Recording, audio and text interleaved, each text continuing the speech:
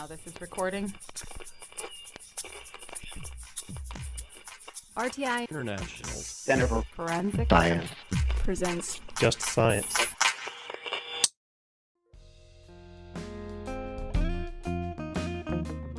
Welcome to Just Science, a podcast for justice professionals and anyone interested in learning more about forensic science, innovative technology, current research, and actionable strategies to improve the criminal justice system.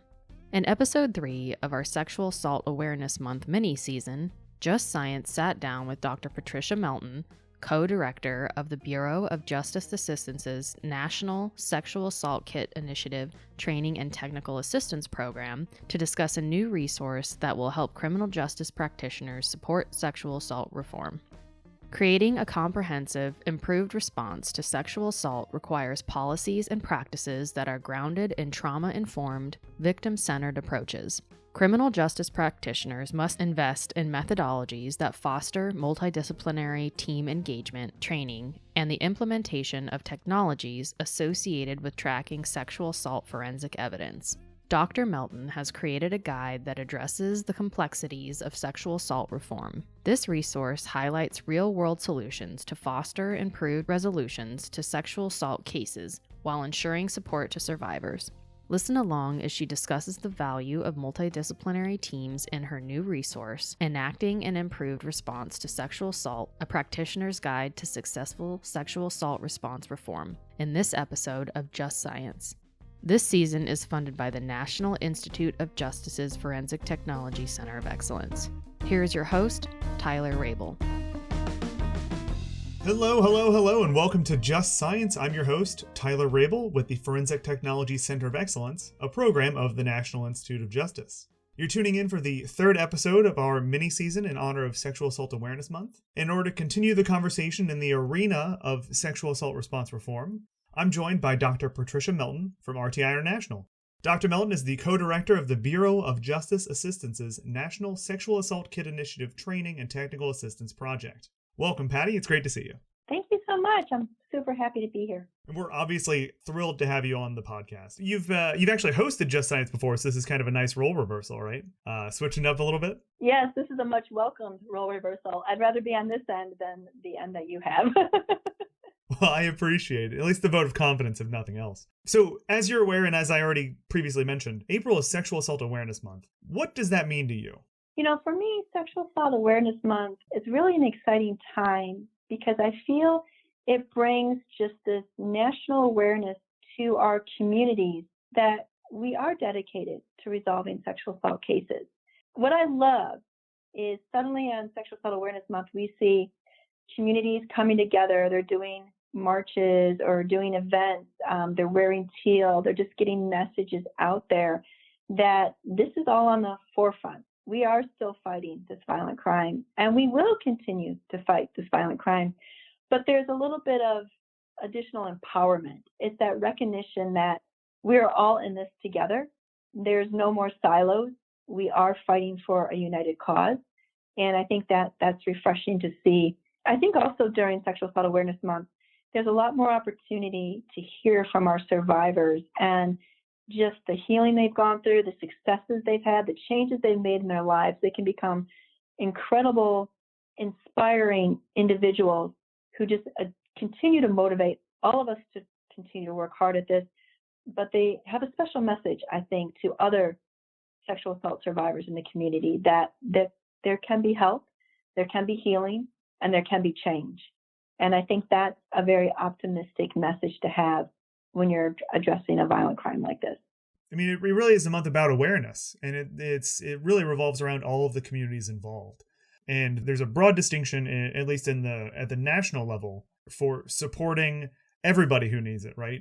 Supporting the investigators, supporting the victims, supporting the advocates, supporting prosecutors. And you've been involved at a national level for several years now. Are there any special moments you'd like to highlight or you'd want to share with our audience? I think just over the years, some of the highlighted moments that come to me is, when I'm engaged working with someone, whether it be an agency or an individual, that could be an investigator, it could be a victim advocate, could be a prosecutor, could even be a survivor. But when they share their story and they share their case and you're able to help them move that forward, that's incredibly rewarding because there's so much variability across these cases. This is never a one size fits all. So when you can get out there and share experiences, share techniques that have worked, really help brainstorm different approaches to these cases, it opens up a whole nother window. And I think that's just incredibly rewarding. Certainly, I miss being in person for conferences because then you have a lot of these sidebar conversations, and that's where really a lot of this takes place. And just sharing knowledge and knowing that I'm able to provide some sort of resource or guidance to an individual that helps move that case forward is incredibly rewarding. Those are really special moments. But I think probably the most impactful to me have been when a survivor has come up and said, thank you for the work that you're doing. You gave me some insight into this, or I appreciate everything that's happening, or can you even direct me to an additional resource? Can you connect me with this person? You really recognize the impact that sexual assault has in our communities. It's not just at the level of an individual survivor. It impacts their family, their friends, and their entire community. So when you start to bring all these people together and have these conversations, you realize the breadth and scope of this work. When I see that come together, that is incredibly impactful to me because it really means we are working at this and we are making a difference. We are making progress. You mentioned a few times directing people to resources that might be useful, trying to kind of bridge gaps and stuff of that nature. And I know that you just recently were involved in the publication of a resource called Enacting an Improved Response to Sexual Assault, a practitioner's guide to successful sexual assault response reform. So what exactly led to creating this resource? Can you speak a little bit about its development?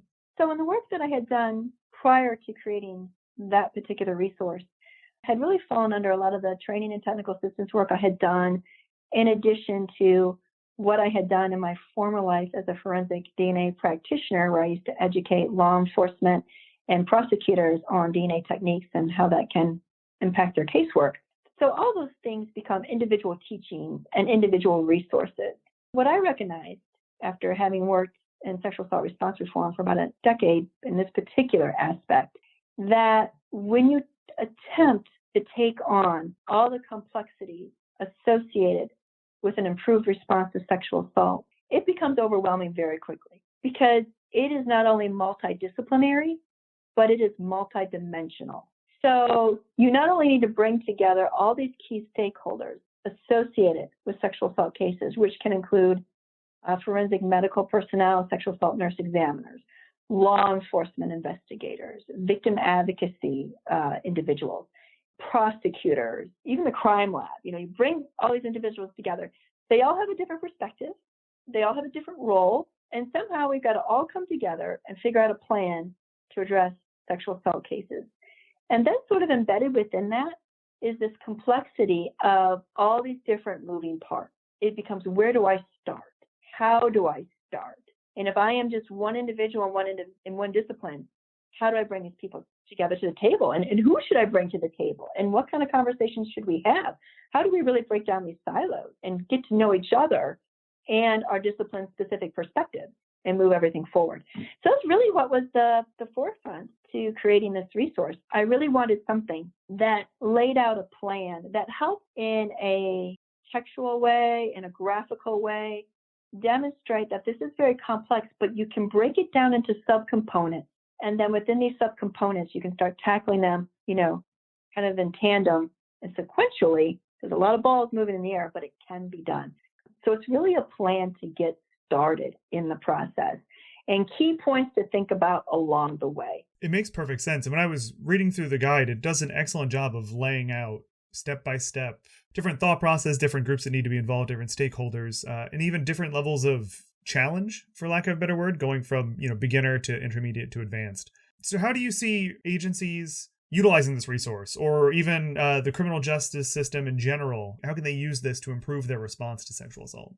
Well, they can pick it up and really go through the guide, because as you mentioned, it's broken into like these different categories, and then what it looks like to be kind of in a beginner status for each category, what it might look like to be an intermediate status for those categories, and what does it look like to be an advanced. And they can use it as a guide to say, like, where am I as an agency? Where am I as a multidisciplinary team? Where do we fall on this? And then from there say, okay, what steps do we need to take to move us to the next level? A lot of the time, agencies that are approaching sexual assault response have done some of this already, but not all of it. They don't have the full picture. So it's really like, take a look at this, figure out where you lay on it, like map your actions onto this guide. And then what's missing are the things that you need to try to address. And there's key components in the guide to help you address them. There's steps in there to consider and ideas about where you can get additional resources to support those steps. So it really is to help lay out a foundation and a plan. It is not the end all to the problem. It's not going to solve everything, but it will get folks together and get them started and make them realize where the gaps are and open up those conversations to, now that we have identified the gap and we even have some suggestions on how to address the gap, what are our actions? How are we going to implement these steps?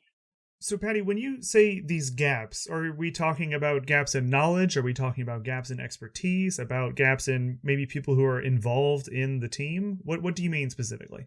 I think they can fall across all those categories you just mentioned, Tyler. I emphasize a lot of training in this guide because I think we have an assumption that folks are trained. And now we know so much more about the effects of trauma, for example, that we never knew 10 years ago. But we know so much more now. So it's important that folks get caught up to speed through training so that their thought processes and their actions and the policies and practices that they start to put together underneath their response to sexual assault are aligned with national recommendations and best practices, which this guide helps put together. So I think you can have gaps in knowledge. I think you can have gaps in across your disciplines, who's doing what is their role? And are they doing the role to the effect that is needed to really support a healthy response to sexual assault? What are we doing to ensure the support for our survivors? Do we have enough resources available? Sometimes resources are a big gap, right? There's a lot of agencies that can struggle with funding. They might know, like, hey, I know I'm here and I know I need to get to this next step, but I can't get there because I don't have any funding. So there's suggestions when resources are limited in this guide. Where can you go? What might be some of the other avenues? Yes, funding is a consideration, but how do you work with what you have and maybe get it in alignment? So sometimes the gap is a different perspective or a fresh look. I call it a fresh eyes approach at what you already have in-house and where you need to go. So in terms of different perspectives and in terms of fresh view, as you put it, we spoke in previous episodes about the value of multidisciplinary teams. And this guide talks a lot about multidisciplinary advisory committees. Could you explain a little bit the difference between the two, just for my understanding and our listeners as well? I created the Multidisciplinary Advisory Committee as just a new name for something that you may already have or you may not. When you're working in sexual assault response reform, a lot of times there's sexual assault response teams or SARTs, for example. There's other types of multidisciplinary teams or task forces that may be involved. The distinction that I make in the guide is that the Multidisciplinary Advisory Committee, or whatever you want to call it in your agency, must be equipped with stakeholders that can actually enact and enforce changes in policy and practice. You need that representation. In other words, you need to be able to have stakeholders at the table who can put the teeth behind the changes you're trying to implement. Sometimes what happens on a multidisciplinary team or a sexual assault response team is that team has great ideas and great suggestions for moving sexual assault response forward in their jurisdiction, but lack the buy-in from the individuals that can really make it happen. And this guide really emphasizes, if your multidisciplinary team or your multidisciplinary advisory committee, whatever you want to call it, doesn't have those individuals on it that can actually help implement the change, really have the buy-in from those key stakeholders that can uphold these policies and practices, then you need to get them involved because you'll spin your wheels way too much. So get them involved, get their buy-in, bring them to the table. And that doesn't mean that they replace your SART, or that they take it over. It's just a different group where you can take your information that you are already so fluent in and say, we have these great ideas. We know this is the action we need to take. We need a policy that addresses, for example, how to effectively follow up on CODIS hit information when it comes in from testing sexual assault kits. Or we need a policy that really addresses the support to victims and survivors of sexual assault. How do we engage with them and keep them engaged in these processes? whatever those policies or practices are, you need a team that can actually make them actionable. So that's really the distinction that I brought out in the guide. And it's really an awareness. And that makes perfect sense, because I could see where there would be a lot of, maybe not necessarily pushback, but you're not going to get as much traction if you don't have the right people in place. So in that mindset, once you have the right people in place, you can start moving forward through the guide. So what other key features of the resource would you like to highlight? I think it's just important to recognize that the guide breaks down into some components that I'm sure folks have already thought about, like sexual assault kit evidence tracking. How do we track sexual assault kits and associated evidence with it? In the guide, I really focus on sexual assault kits, but it doesn't mean I'm excluding other types of evidence. It's just to sort of simplify the guide. And then there's, testing the sexual assault kits. And then there's the investigative follow-up and the prosecution of these cases. It's a linear flow, a workflow that makes sense to people. But when you start breaking apart the components to recognize, where do we need the additional resources? Where do we need the additional guidance? What action should we actually be taking? What policies and practices should we have in place at these different steps so that the whole process, the whole workflow more effectively is important?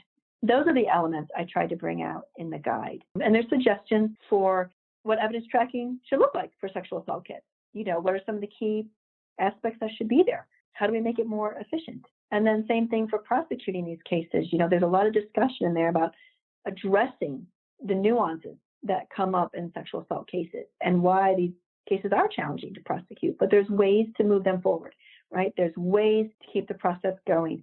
But I do say that this is a criminal justice practitioner guide, and although it doesn't emphasize the level of advocacy, it is recognized. Everything in this guide is under the assumption that you have an engaged survivor of sexual assault who wants to stay engaged with the system. But it's important to respect their choices and to clearly give them choices. And this guide does talk about ensuring, choices for survivors are available. One thing that I found interesting, especially when you're talking about working with the survivor, is the concept of trust. It's brought up multiple times where a large part of what the MDAC is kind of involved with is building trust again with the survivor, building trust with the community. Can you speak a little bit about maybe the value of trust or the processes through which you can start to rebuild these relationships after they've been damaged in some capacity? Right. Trust is a huge issue. Especially there's almost two phases to this, right? There's a sexual assault case that's moving forward, right? You have a law enforcement investigator who's engaged with that victim, survivor of sexual assault. You have a victim advocate who's also engaged, and the case is moving forward. Then let's say it hits a bump and it's not going to be prosecuted. There's not enough to prosecute the case. How you have that conversation with that sexual assault survivor is so important, because it can lead to mistrust. There can be a feeling of being let down, or, why is the system stopping? Why is the system failing? So there can be a break of trust there, but there can also be a break of trust when we have these sexual assault cold cases that were just never moved forward. And there's a variety of reasons why sexual assault cases were not moved forward. A lot of it does hinge on the fact that we did not understand the effects of trauma, and we did not train our law enforcement to identify trauma. Well, we couldn't train them for something we weren't aware of. But as we become aware of it, it has become so important to continue to train and really emphasize what a trauma-informed investigation looks like, and how to understand that sexual assault predators identify individuals that are vulnerable in many cases, and breaking down some of these myths that surround sexual assault. Again, it's a complex situation, but all of those components lead to a break in trust. It leads to, I was sexually assaulted and you did not believe me. That's kind of where it goes down to the foundation. And so we've got to stop that process. We've got to take that back. We have to acknowledge that we have not addressed sexual assault effectively as a nation. We haven't. We have failed our sexual assault survivors in many ways as a nation. Now it's time to bring that all back. And we are bringing it back. We are turning that corner. But we have to recognize that there are barriers to trust there. There are communities that may not have a good relationship or trust relationship with the law enforcement in their communities based on different types of experiences. We have to acknowledge this. We have to recognize it, and we have to address it. That's probably one of the biggest things that a multidisciplinary advisory committee needs to address. If trust is broken, in my community? How do I reestablish trust? And how do I get my message out that we made mistakes, yes, and we're owning up to them, but we are moving forward and we are no longer going to be silent. We are going to work these cases in a way that has the best opportunity to bring justice to these cases. I think the guide does a good job of that, especially when talking about the MDACs. There's recommendations for people who would join the committee that might not necessarily normally be part of a multidisciplinary team. There's recommendations for religious leaders or community organizers to maybe have a seat at the table. I mean, part of it is building trust, right? Is that level of transparency that's required. How do you think transparency factors into all of this? Oh, I think transparency is a huge, huge player in this. And I think your MDAC needs to be as large as it needs to be. I mean, when I see multidisciplinary advisory committees that have larger teams, and they do have clergy and other community stakeholders present, I think that's important because they're also part of the team that's communicating with all the individuals in your community, including your sexual assault survivors and the families of them. They're engaged with the folks in your community. So use them to get your messages across, bring them to the table, help them with that message, because you can't cross all the bridges by yourself. So bring them all in. But I do think transparency is incredibly important. I've seen MDACs that have had town hall meetings where it's an open meeting to the public, to everyone in the jurisdiction, to come in, they present, but then they open the floor for questions. And they take ownership of the questions. Sometimes those questions are pretty tough, right? Sometimes they're hard questions. Sometimes they're pointing the finger at you saying, you failed me. As a member of your community, you failed me this way. How can I trust you? And they have to answer to that. And I think that's important. And some of it is, I realize that we didn't handle that well. I apologize, but let me tell you how this is the new phase. This is what we're doing different. I'm sorry we didn't do it then, but we know now, and we are doing it now. We can't erase the past, can't brush it away, but you have to acknowledge it. And I think making the distinction that you're moving forward and being very transparent, get that message out there. Use social media, use some of these other platforms to let the community know that this is a change and the change is coming and we're dedicated to the change. I love the sense of momentum that comes with this. The guide does a great job of trying to keep the ball moving, right? Trying to prevent stall outs. And I think that's kind of the benefit of having that introductory into intermediate into advanced levels of the whole committee. One thing that you mentioned earlier that I do want to talk about a little bit was this concept of the victim-centered kind of language and in terms of the change for investigation, change for prosecution. But let's say there's an organization in MDAC that's doing really great with updating some of the 5 categories, but they're kind of struggling to succeed in other ones. Are there any recommendations? Is that covered in the guide, how they could potentially pick up some of these weak points and bolster them? Yes. I mean, the guide really brings to the attention that no one is going to come in and be advanced across all of the categories discussed in the guide. In fact, when you map your own agency's action onto the guide, you're going to find like, hey, this is something, we're doing pretty good. We're at an intermediate status here. And this is something we are at ground zero. We haven't even started on this. We don't know what this looks like yet.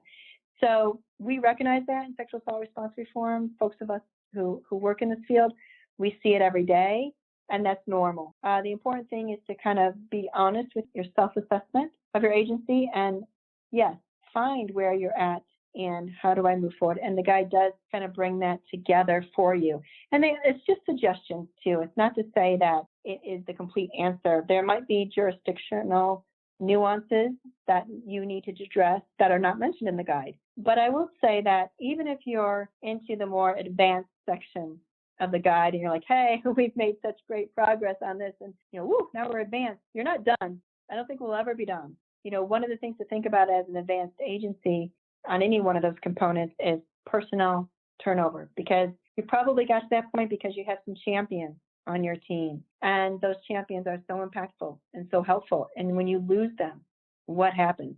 You have to be prepared, right? Because just as you mentioned, Tyler, you get the ball rolling and there is a momentum there, and the ball must stay rolling. You don't ever want to become stagnant or stuck. So I think that's just important to think about. And it's a really good point that you brought up. I think agencies, unfortunately, can never really get comfortable. There will continue to be challenges. And I think turnover is really a challenge that has to be addressed. With the development of this guide, what kind of impact do you anticipate? I think the guide is really going to help agencies identify where they are and where they need to go with their sexual assault response. I've gotten some great feedback from other stakeholders who found this incredibly helpful for them. So I do think that it has a positive impact to it. Turnover is something to be very concerned about. Whether you want to call it fatigue or burnout, but we do lose individuals in these fields. And when you lose a champion because of burnout or something similar, that is very detrimental. So I think it's important for the agencies to build into their plans levels of sustainability, which are not just policies, but also recognizing the self-care that is needed and being open to different avenues that support all of the practitioners who are working in this field, working so closely with our survivors of sexual assault, addressing this very violent crime. I think the guide touches on that, but I think probably the most impactful piece that this guide brings is if you are struggling with the question of where do we even start, or we've started and I don't think we're where we need to be, I think we can do better, then this guide, I think, will really help with those questions. As you put it before, there's a failing to really address this issue for a long period of time. And now, in 2021, a year into a global pandemic, the climate is changing. So in terms of supporting survivors of sexual assault, is there anything the pandemic has brought to attention that's been positive? I know we talk a lot about negatives, but there has to be like some silver lining that we can pull from all of this, right? Definitely the pandemic created a lot of additional challenges, but you're absolutely correct. There were moments that were true positives. I mean, first of all, overall, it demonstrated the resiliency of the stakeholders and practitioners associated with sexual assault because they didn't stop and they will not stop. They said, this is not going to stop us, right? We're going to continue. And one of the things that I thought was really important and I thought was really great was suddenly all the additional awareness campaigns that came out, really getting the message out to sexual assault survivors that, we didn't shut down because of the pandemic. We are here. I saw a lot of additional advertisements, if you will, from rape crisis centers coming out saying, you're not alone, because the pandemic did create additional stressors and additional isolation components that were incredibly difficult. But instead of that being, a stopping point, it was, we're still here. We are here for you. You can come in. You can talk to us. You can reach out to us. We still conducted sexual assault forensic exams. We still moved forward. And I think that was a positive. But to me, the greatest positive was that message that we are not stopping. We are still here. Don't ever stop connecting with us either. It is remarkably inspiring. If you think about it, just the fact that, as you put it, it's kind of a rallying cry, right? Everybody's moving forward. We're still doing exams. We're still investigating. Even when a lot of the world came to a grinding halt, there was still this effort to do good and to do right by this group of people who had been largely overlooked for an extended period of time. It really was incredibly inspiring. I think it pulled a lot of us together. I think it also made us aware that we have to be ready and adaptable to change. I saw a lot of progress being made with, okay, we have to social distance and we have to put some of these additional precautions in place. What does that look like when I connect with my survivor of sexual assault? What does it look like for me as an advocate reaching back out? What does it look like for me as an investigator? So I think seeing all of that move forward with really creative and impactful decisions and methodologies was incredibly important. Did things slow down? Sure, they did. And hopefully we'll be getting caught up. But I think it was incredibly inspiring to see that as a nation, we did come together and say in one united voice, this isn't going to stop us. So in the vein of moving forward, of momentum, Patty, what's next for you? Is there anything coming up that you're excited about? Any future projects, events, resources that you want to share with us? I think I am incredibly excited to get back involved with providing training sessions. Right now, everything is still virtual, which has been incredibly successful. I think more so than we thought, but I'm looking forward to getting back out there for in-person training events and really connecting with some folks that I haven't seen in a while It's those side conversations that happen when you're walking from one meeting room to another, or as you go to grab a cup of coffee and you spontaneously run into someone that sparks that creativity. That's where some of those most meaningful conversations take place as far as, how can I be helpful to that agency? There might be a particular nuance or a particular part of a case or a particular component of their policy that they want to talk one-on-one about, and that gives that opportunity to really engage with them and really support them. So I'm looking forward to that. I think a lot of people are looking forward to travel as well, so I'm excited about that. I think everybody's looking forward to being able to travel again. I know I am. Unfortunately, Patty, as much as I'd love to keep talking, we are running out of time together. So I want to make sure you get the last word in. Are there any final thoughts you'd like to share with our listeners before we wrap up today? I just want to say thank you to all of the amazing practitioners and stakeholders that work so endlessly to move these cases forward, but also to our sexual assault survivors. Wherever you are in your healing process, don't stop. Keep moving forward. Keep becoming empowered, and realize that justice is what justice means just to you, and that's okay.